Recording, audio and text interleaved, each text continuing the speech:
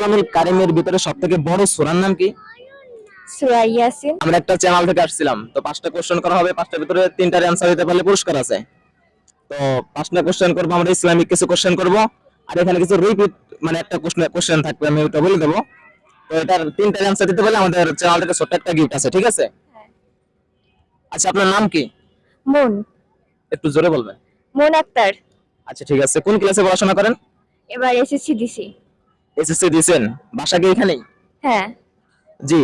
তো 5টা কোশ্চেন করা হবে, 5টার ভিতরে 3টার অ্যানসার দিতে পারলে ছোট একটা গিফট আছে। তো আপনি কি অ্যানসার দেওয়ার জন্য প্রস্তুত আছেন? হ্যাঁ।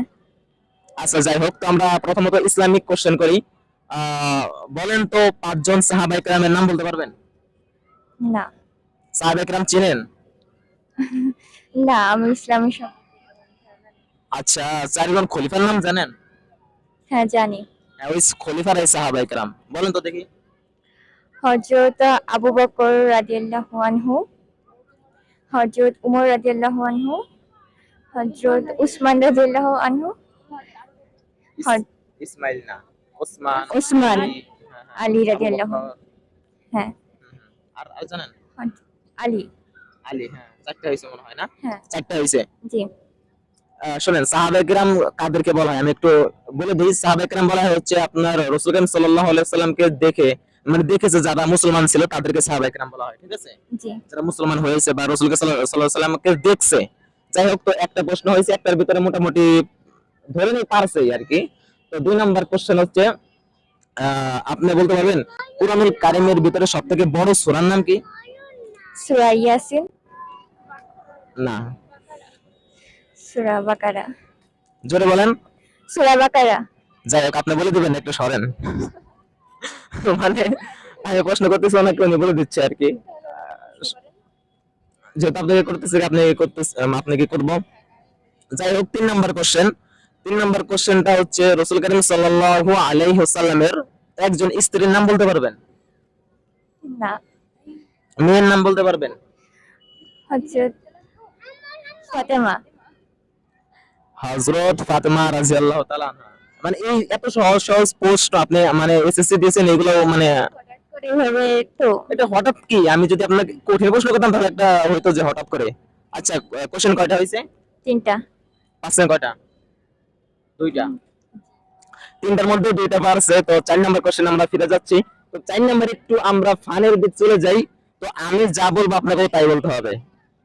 ধরেন আমি বলছি যে আমি রাস্তা দিয়ে হেঁটে যাবো, আপনাকে বলতে হবে আমি রাস্তা দিয়ে হেঁটে যাবো। যদি একটু মানে আমি যা বলবো তার বিরুদ্ধে চলে যান, তাহলে আপনার এটা বাদ আর কি কোশ্চেনটা, ঠিক আছে? মানে আমি যা বলবো রিপিট করতে হবে, আপনাকে তাই বলতে হবে। নামাজ, নামাজ, রোজা, রোজা, হজ, হজ, 1, 1, 2, 2, 3, 3, তারপরে কি জানো? তারপরে কি জানো? ট্যালেন্ট আছে। যাই হোক, মানে তারপরে কি জানো বলতে মানে যাই হোক, তো পারছেন তো। 4টা কোশ্চেন আছে, 3টা পারছেন। হ্যাঁ। 5 নাম্বার কোশ্চেন হচ্ছে আপনি কোরআনের ভিতরে সবথেকে সুন্দর মানে ভালো লাগে এমন কোন সূরা সূরা ইয়াসিন। মুখস্থ আছে, মানে এরকম ইখলাস। এইটা ভালো লাগে ছোট দেখে? হ্যাঁ। আচ্ছা, বলেন তো দেখি। বিসমিল্লাহির রহমানির রহিম। কুল হুয়াল্লাহু আহাদ, আল্লাহুস সামাদ, লাম ইয়ালিদ ওয়া লাম ইউলাদ ওয়া লাম ইয়াকুল লাহু কুফুয়ান আহাদ। মাশাআল্লাহ। তো আপনি কয়টার মধ্যে কয়টা পেরেছেন? 5টার মতো 4টা। যাক, মাশাআল্লাহ। তো 5টার মধ্যে 4টা পেরে গেছে আপু, আর পাশে আরেকটা আপু হেল্প করেছে, তা না হলে হয়তো পারবো না। যাই হোক, আমাদের এই আয়োজনটা কেমন লাগছে? খুবই ভালো লাগছে। ভালো লাগছে।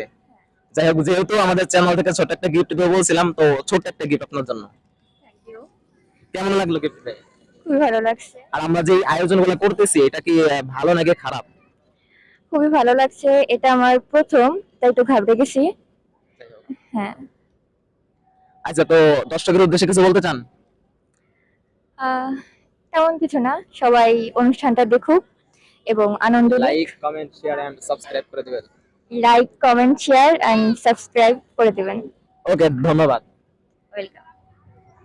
তো গাইস, প্রশ্ন করলাম, অ্যানসারও দিয়ে দিলাম। দেখা হচ্ছে নেক্সট ভিডিওতে।